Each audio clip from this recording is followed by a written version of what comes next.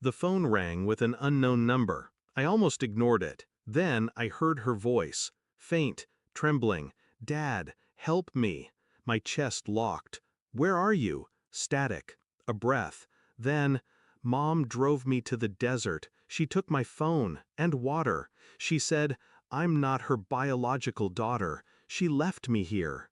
My grip tightened until the phone hurt my hand. She whispered again, "I found an old man's phone. I sent you the location." I was already moving. Keys, engine, tires screaming against asphalt. My daughter's voice cut into me sharper than any blade. Her mother had abandoned her. Not metaphorically, not emotionally, literally. And behind the words, "not her biological daughter," I felt the ground inside me begin to crack. The desert stretched endless when I found her. She was curled against a rock, lips cracked, eyes hollow. She collapsed into my arms without strength to speak. I carried her back, silent. My hands shook on the wheel, but my voice stayed calm when I told her to rest. At the hospital, they spoke of dehydration, shock. She would recover, but I wouldn't. Her mother never called, never asked. Her silence said everything. At home, I watched her. She avoided my eyes, moving through the house like a stranger. Too careful, too rehearsed. And the words lingered, "not her biological daughter." Why would she say that to a child? Unless it was true. Unless she wanted to cut her free from me, because she never belonged to me. The betrayal began to breathe in the walls around me. I didn't confront her, not yet. Instead, I tested, quietly, calculated. I collected strands of hair, toothbrush bristles, sent them for DNA testing. I told myself it was paranoia, but my heart already knew. Her phone became my scripture. Hidden conversations with a man's name she never spoke aloud. Years of intimacy compressed into texts, photographs, trips I thought were errands, excuses that lined up too neatly. One message froze me. He thinks she's his, but she's ours. When she's gone, we'll be free. Gone. Not her child, not my child. Disposable. I carried myself in silence, playing the role, smiling when needed, answering lightly. But every second was preparation, every gesture a mask while the storm built beneath my ribs. She thought she buried her secrets in shadows.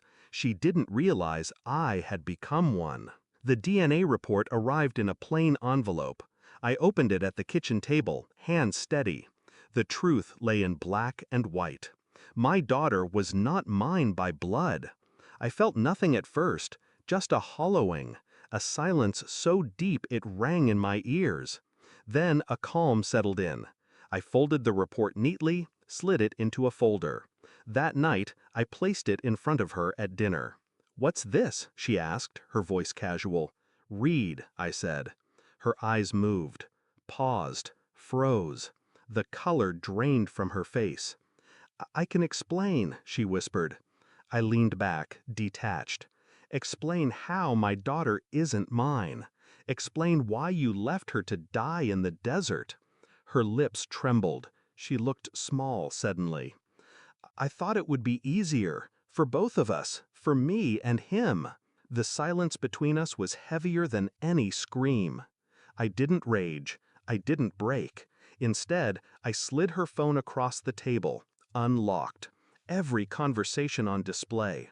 Her affair, her plan, her intent to erase the one child she called an inconvenience. Her mask shattered, tears spilled. Her words came in gasps. "You don't understand. I was trapped. He loves me." I stood slowly, my voice flat. "No, you were never trapped. You chose this. Every lie, every betrayal, every wound." I told her what she didn't know. Every message, every report, every piece of evidence already forwarded. To the authorities, to the man's wife, to her family. Her face broke entirely then, crumbling into something unrecognizable. "You'll lose everything," I said calmly. "Him, me, her." She reached for me sobbing. I stepped back, untouched. The house is silent now. She is gone, consumed by her own choices.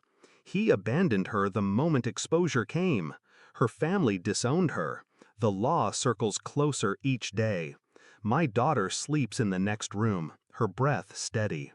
She is not mine by blood, but she is mine in every way that matters.